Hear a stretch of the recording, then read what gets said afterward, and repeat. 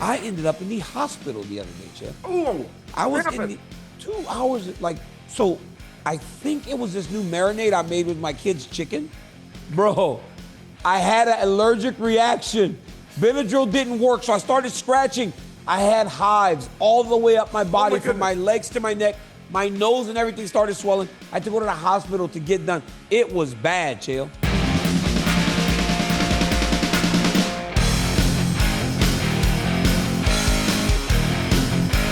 What's happening, guys? Welcome to a special episode of Good Guy, Bad Guy. I'm Chael, he's Daniel. We got a whole lot to talk about, and at the end of the show, we're going to welcome CM Punk. Daniel, what's happening, my man? What's going on, Chael? CM Punk's coming on the show again. I'm excited about that one. We also make our ultimate card. They gave us $30, and they gave us a whole bunch of fighters to make a great card.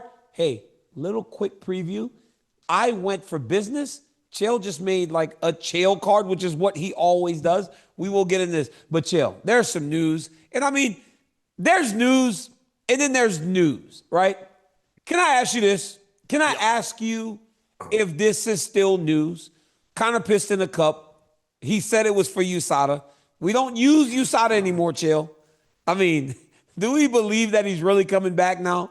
There's a lot of moving parts. First off, I am not convinced. No, I am not convinced that Dana White wants to do business with Conor McGregor. Now, Dana hasn't said that, and I'm not shoving it in his lap, but Conor's made it very clear he would like to fight and that he can't get a phone call returned, and I'm just repeating the story the way that Conor said it. Now, as far as the drug test, he said it was his first one in 10 months. And while there are names that come up at random, standardly, when a guy is not licensed in any country or any state or any jurisdiction in the face of the planet, they skip over him. The final thing is he was on his yacht, and USADA, while not even the testing body, wouldn't have ability to get to the yacht unless his yacht is docked and he went down and treated it like a living room, which is a little bit nerdy. So there's a few things here that I had a hard time accepting, but that is the story the way it's been told to us. So the story's been told in that way. Thank you for refreshing my mind on it. I'm struggling with believing it because we've had so many start and stops in the last 4 years. That's it. I am now only going on what I have seen. When Conor McGregor does fight, if he does fight, I'll be so excited to watch. And I'll be so excited to be there because it'll be on a pay-per-view. Because when he fights, it's a big deal. But how in the world can we be expected to believe, Chael, that there's going to be a fight when I can give you step by step the incidents or the start and stops that we've had? One, Conor McGregor said he was going to fight Michael Chandler. They did the Ultimate Fighter. Stop. No fight. Second, we get all the way to a press conference that people are leaving New Jersey to go straight to Dublin. They get to Dublin. Conor has an issue with his foot. Stop. Does not happen. Conor told us he was coming back again. Stop. Does not happen. Every time somebody fights, Conor's on the internet saying, I'm back. Stop. Does not happen. Chill, it never happens. So this, all while ignoring the fact that it's been 2 years since USADA has been the testing body of the UFC. So I don't know if maybe that got lost in translation or what. I'm not going to believe it until I get a bout agreement. There would simply be no reason to go and test him. That doesn't mean that didn't happen, but I am sharing he doesn't have a license. He is technically under UFC contract, but he doesn't have a license. Right? Didn't he say I'm just bringing that to your attention.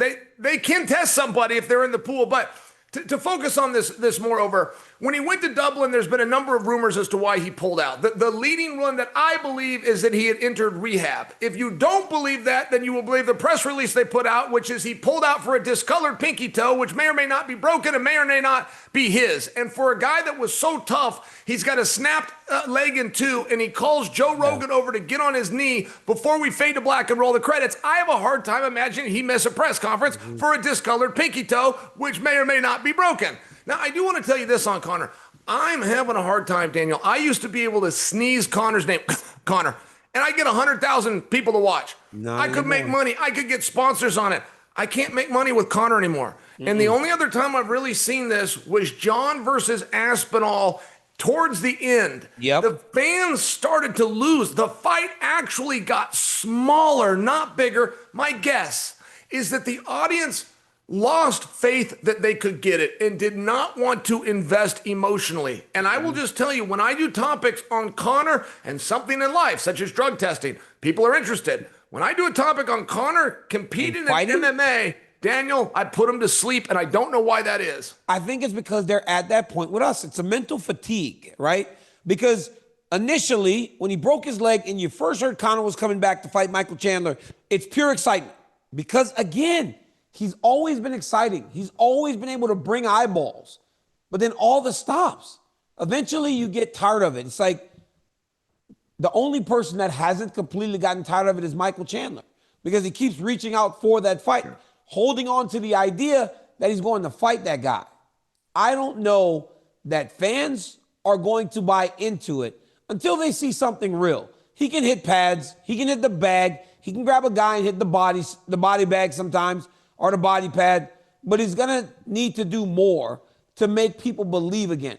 But we have all these guys, Chael, that are like former superstars in mixed martial arts.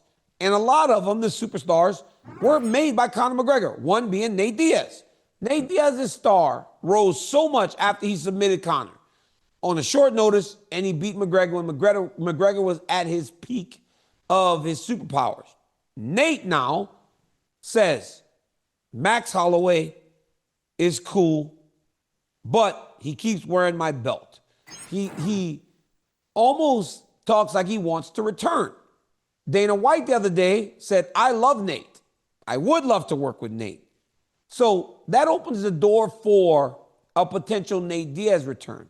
But again, this is a 40-year-old Nate Diaz returning to the octagon, I guess, to fight Max Holloway. Does this excite you? All right, so Dana made a comment the other day, and just in case you haven't heard this, let me be the one to tell you, because this was the ultimate tease. Dana is at a press conference, and he tells the media, I got something that's going to drive you suckers crazy. You're going to be running around. I can't tell you what it is. It's coming in 2025, and it literally just came together last night. Now, what could that be? And how, 5 days after you announced Tom Aspinall's first title defense, 10 days after you announced a White House card, like what could he be sitting on? And I personally believe it is a matchup. I don't believe it's a venue. I don't believe it's a distribution opportunity. So what could that be? And that does open the door for names like Nate Diaz. I don't believe that Nate is going to come back against any 155-pounder. And I have noticed when Nate is calling guys out, sometimes he defers back to when he fought at 155. I don't think that that's in his cards, but I do think, and I've spoke to Nate personally, I do think a return is more possible than some people give it credit for. Yeah, I believe that there's a chance that he does fight him, but I don't know, man. I don't know. I just have a hard time, I have a hard time thinking that Nate Diaz can fight right now with a guy like Max Holloway, because Max Holloway is still ascending. Nate is still very good. I just don't know if you can leave MMA. Where it's the same thing we talked about with Amanda Nunes. You don't get better not doing something. And unless Nate has been in training camp this whole time, wrestling, grappling, striking, it'll be hard to get back in there at a championship level. You know, the BMF title, and this is the biggest difference. The BMF title, Chael, isn't what it used to be. The BMF title before was fun. It was guys that weren't necessarily in title contention, guys that didn't really have a path to a title right now. But now you've had the BMF title with Justin, Dustin, Max, and those guys. Those are all like guys that have held some version of a world championship. It's not the same BMF division that it used to be. And I think that is why I'm interested, because anybody should be interested in Nate Diaz returning. I just don't know if that's the right fight for Nate Diaz. Would love it for Holloway, because that means a lot of money in his pocket. But I just don't know if that's the right fight for Diaz.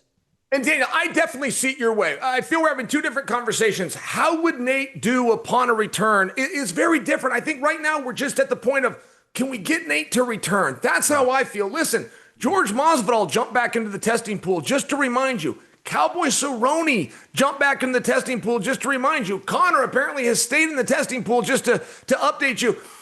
And it That's a just seemed- BMF division. If we Yeah, want it to I be like what it those. used to be. I like those veterans matches. That isn't generally what Dana likes to do. Dana has a brand promise that he generally sticks pretty tight to, which is only the best are fighting the best, moving towards championship. So these names that we're dropping are probably main eventers, and to main event fights that are not in title contention would be unlikely. But I got to tell you, I'm for it. Every now and then, I like to have some fun. And those names are fun. I do.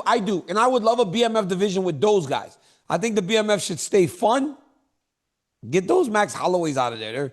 They're too important to the title picture right now to be in the BMF title picture. Really quick on this show. You named George. You said George. I got to bring up that George said he's back to fight Colby Covington at the White House. Chill. Yes, man. Well, listen. It wasn't that close a fight, Chill. What are we doing? Daniel, thank you for that. Listen, they fought 2 times, once in the street and once in the ring. And the only difference is one time Colby could see him and one time Colby could not see him. They went 5 rounds. George was the sitting BMF champion. Colby did not become champion. That doesn't sit terribly well with me. That fight, I can very comfortably tell you, is not going to happen. But Colby's participation on the White House card is expected. Colby could fight there. I don't know if he's going to fight George. It's just, what's going to change? Colby's style is just no good for George. Everybody knew that from the moment. You guys probably were so excited with the matchup knowing that Colby could fight him exactly in that way. Masvidal, come back. Come back. Fight the Nate Diaz's. Fight the Cowboy Cerrone's. Fight those other guys. Hey, fight Nico Price and those guys that are a little bit brawlers that will go out there and just fight you. And you can still make more memories inside the octagon. Look, I love all these guys still wanting to compete, and I think they should.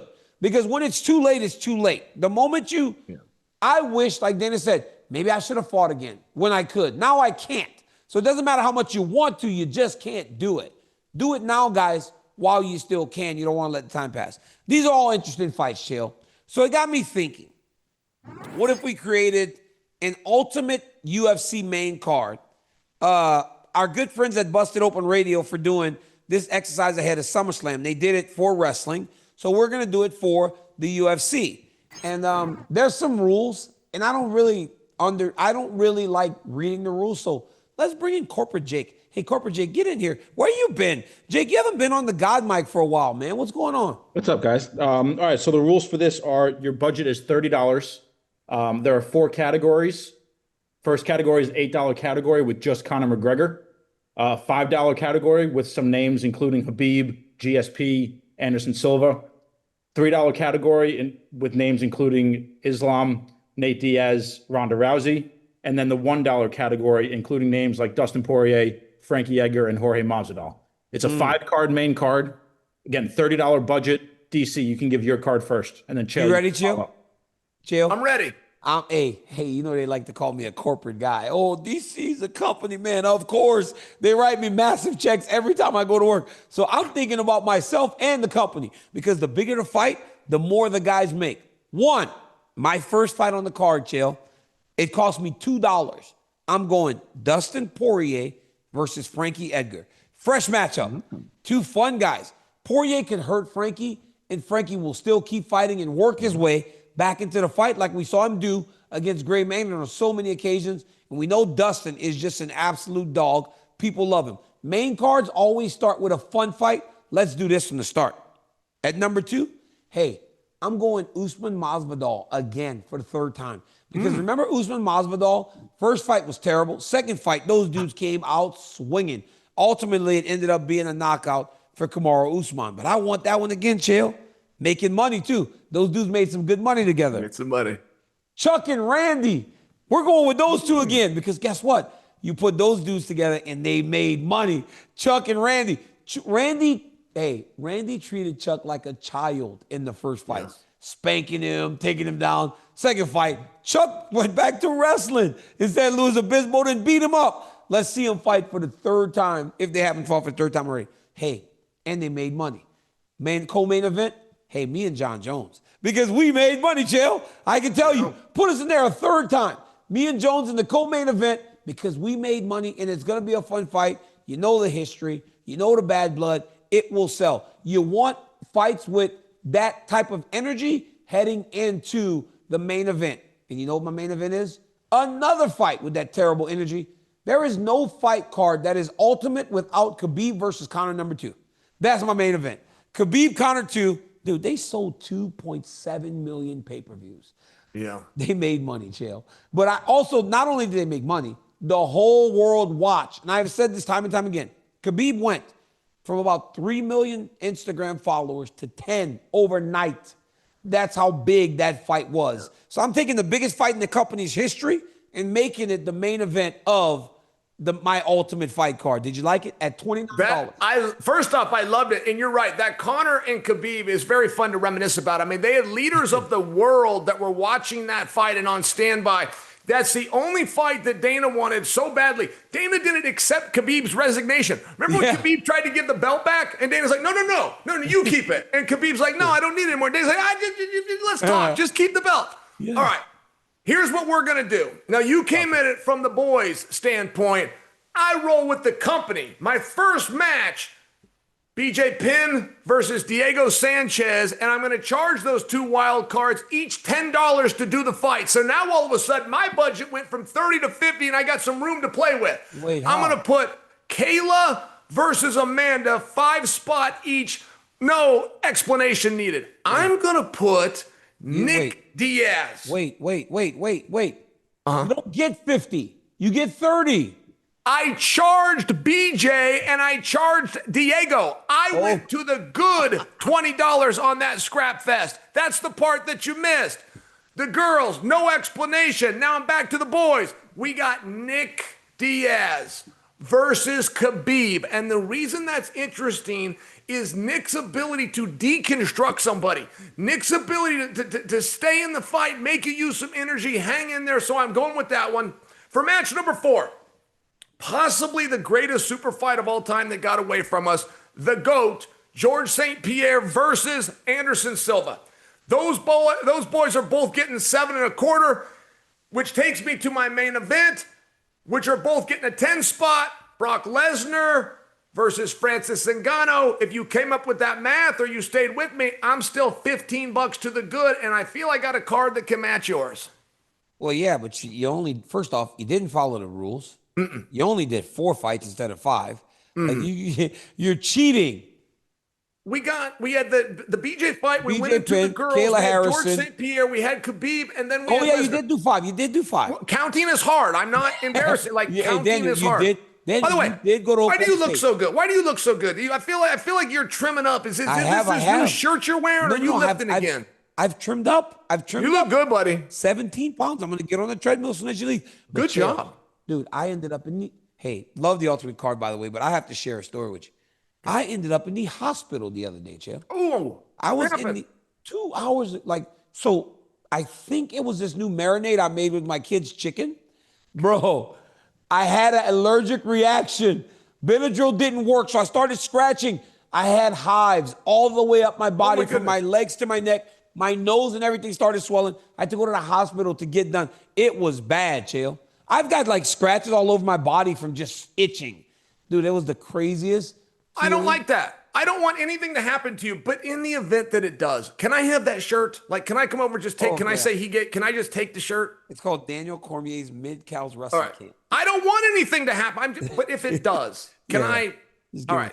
Thank you. Okay. So you are trying to you don't want harm to come to me, but a guy that wants to harm someone gets an opportunity this weekend as CM Punk challenges Gunther for the World Heavyweight Championship. So now let's talk to the boy CM Punk. All right, guys, now we're joined by the one and only CM Punk. Call him Philly Phil, but on Saturday night, you better call him CM Punk. What's up, Punk? What's up, Daniel Cormier? How are you? I'm good, man. I'm good. I'm fired up. Hey, let me tell you something. We're going to talk about a few things. First, we're going to talk about the WWE show Unreal on Netflix, which is phenomenal, by the way. But first, Chael, SummerSlam, you versus Gunther. Chael, for the first time, Punk might be up against it because that Gunther is a bad man. He's Gunther's a bad on man, fire. Chael. Daniel, can I get into this? So Punk, I see Gunther. He gets over on Goldberg. You draw into him. Tell me about it. Gunther, geez.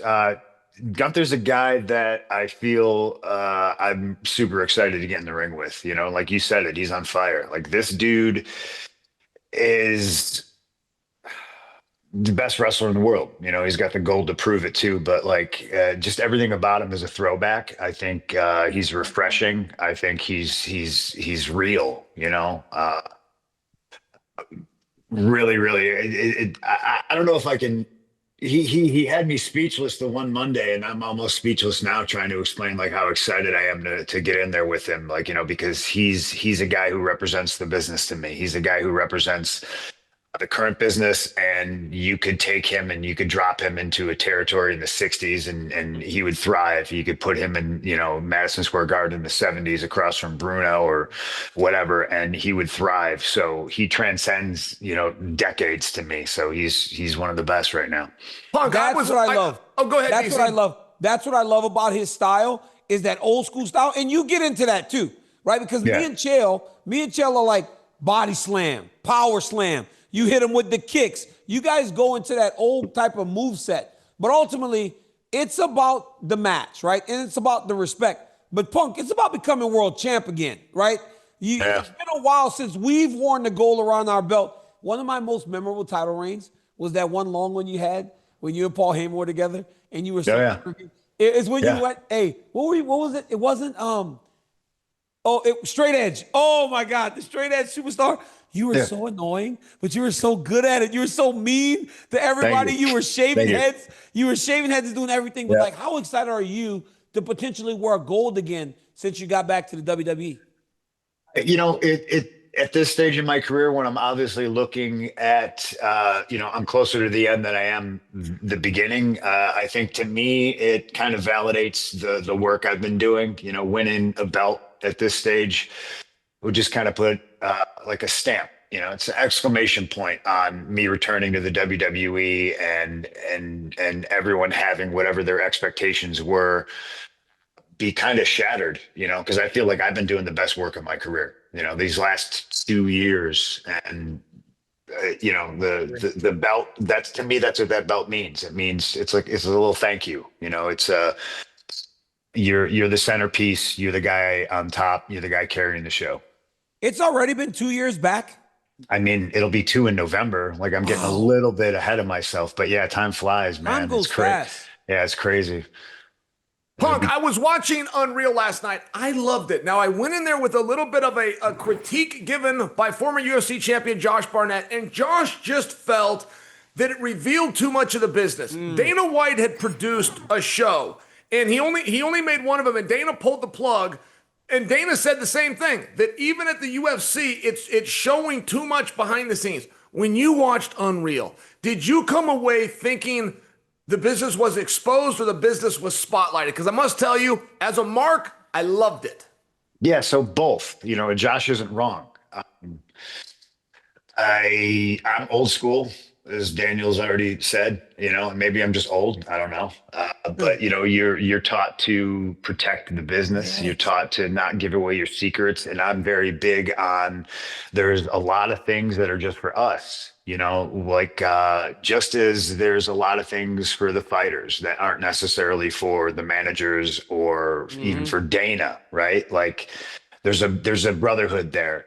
So I would like to protect all of that as much as I can. I watched all 5 episodes, and there were some things, of course, I rolled my eyes at and I was annoyed at, but my 90%, my takeaway was this is fantastic because you get to see like somebody like Charlotte.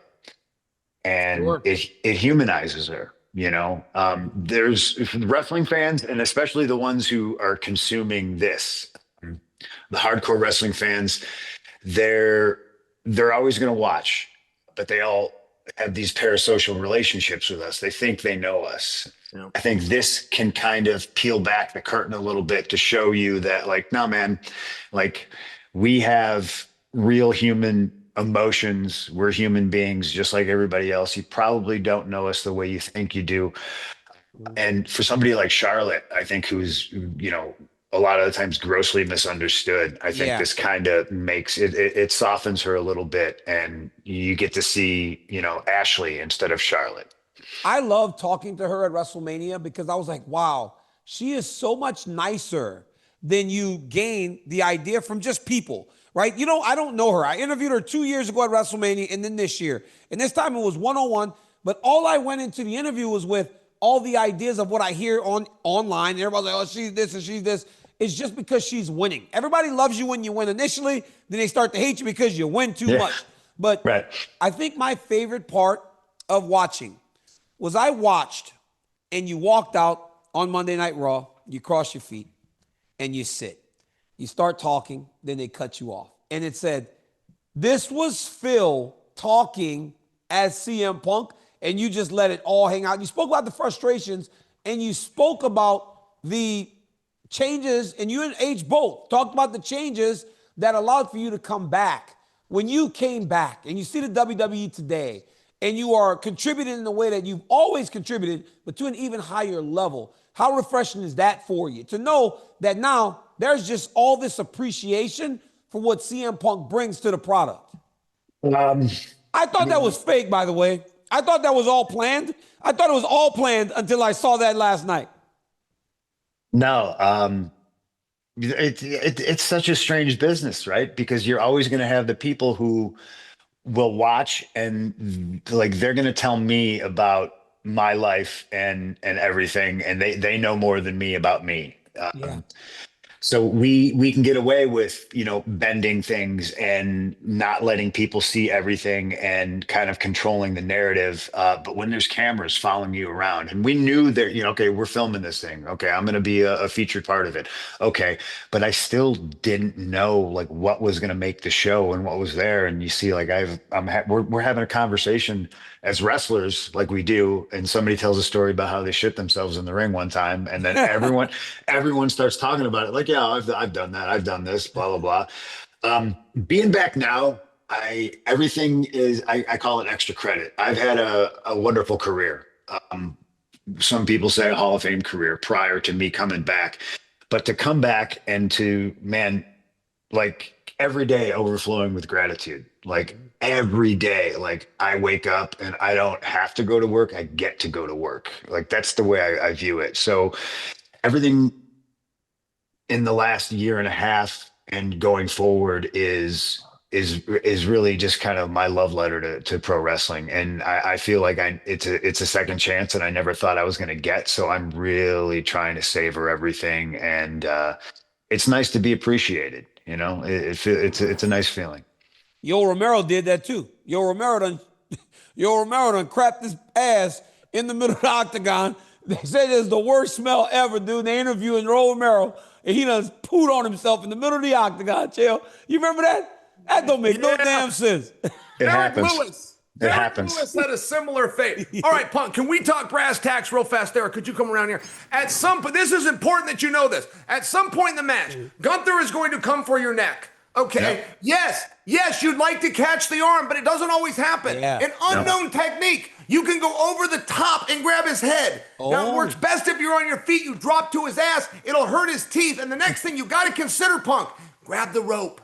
If he gets you in the sleeper, you got to get to the rope. Get caught in that. What if I just put a thumb in his eye? Yeah. All right, fine. Sometimes- There's four options. Yep, that's also an definitely option. Fine. Thank you, Derek. Folks, you cannot get caught in that. You And cannot if, get Herb caught in the Dean, and sleeper. if Herb Dean's the referee, he's not going to call it. You know what I mean? He's just going to be. No. Last weekend, it was Jason Herzog that let somebody murder inside the octagon. Like, what in the world was happening? It got He's zoned uncomfortable out. to watch. It He's got zoned out for uncomfortable a to watch. minute. Huh? Yeah, a little bit. He's That was zoned out a little bit you too know? much. And we all love a zone good out a beating. little bit. We love a good beating. Okay, Punk, CM Punk, UFC returns to Chicago. You return to the WWE in Chicago. Dude, it's a big deal. I'm excited. Chael and I are excited. We get to do our show live there. How excited are you that we're heading back to Chicago? I'm very excited. I'm probably ultimately going to be very disappointed too, because I don't know if I can go to the show. I got to look at my calendar. That's going to be a wild main event. Yes, Man. it will. Yeah. That is going Who you to got? be. Drake is the Hamzat. It's so hard to bet against Chimaev, you know, like especially after what he just did to Whitaker. It's just like, Yes. you know. But I think Driscus is really, really smart, probably smarter than a lot of people give him credit for. And like he knows what his game plan is going to be. He knows Chimaev is going to come and like try to dive on an ankle like right out of the gate, you know? So I'm sure he's doing his preparations. That's what's going to make this so fascinating. Like I don't even know if I see this making 5 rounds.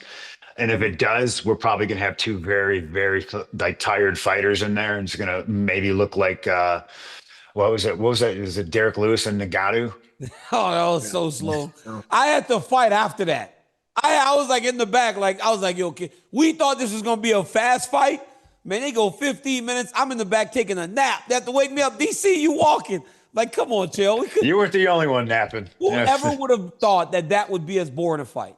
Punk, will you really maybe not be at the Chicago show? That actually is a blow. Is went it to true LA, that but you're you're not gonna miss scheduled? Chicago? Brother, I'm so busy. Like it's absolutely insane. When is it? The 18th?